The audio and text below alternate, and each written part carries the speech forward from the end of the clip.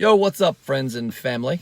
So, had an interesting conversation last night that led me to this video and also an experience last week. So, the comment I put on this is, does your environment and your audience lead to where you're trying to go, where your goals are?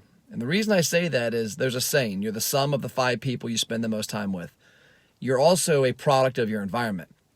So, I'll give you an example. A buddy of mine, Mix, is a bi-coastal guy. He's on the East Coast sometimes, the West Coast sometimes. LA, New York, LA, New York.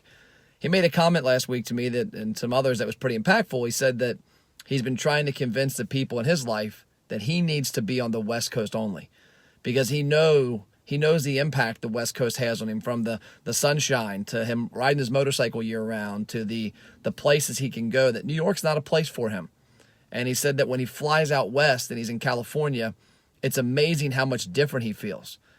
And the speaker, Jim Bunch, talked about how we wake up in a box, our bedroom, and we're in a box, our house, and we get in a car, a box, and we go to an office, a box. We don't spend enough time in a different environment, in nature, in a place that's a little different than just an office. You know, he talked about how he has a standing desk and that some days he'll work from his pool and some days he'll work from the beach, a golf course, wherever. So think about your environment. But the bigger part of this is think about the people around you. You know, you're the sum of the 5 people you spend the most time with.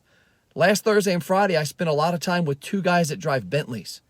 I don't say that to impress you. I say that to let you know that I want to go there. If I'm hanging around people that are driving 10-year-old Honda Accords, they're obviously not making an impact financially to get to where a Bentley is at.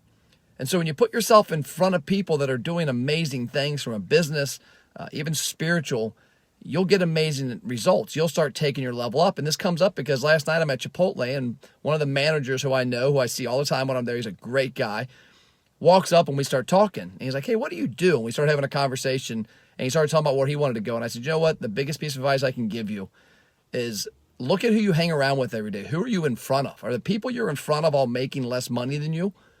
All less of a person spiritually than you? All doing the wrong things or doing things that aren't going to get you ahead?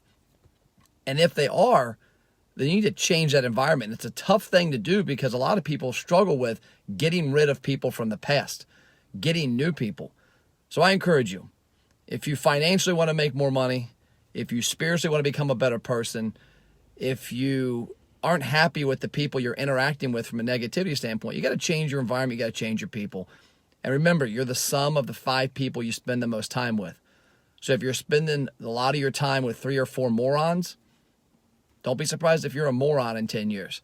If you're spending time with guys that drive Bentleys that are successful and amazing entrepreneurs and amazing charitable people, you're spending time with, I got 2 friends that are preachers, that when I'm with them, man, I just get a different feeling because their mind is in a different place than mine. They're above me.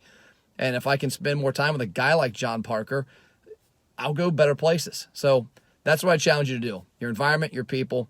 I'm out.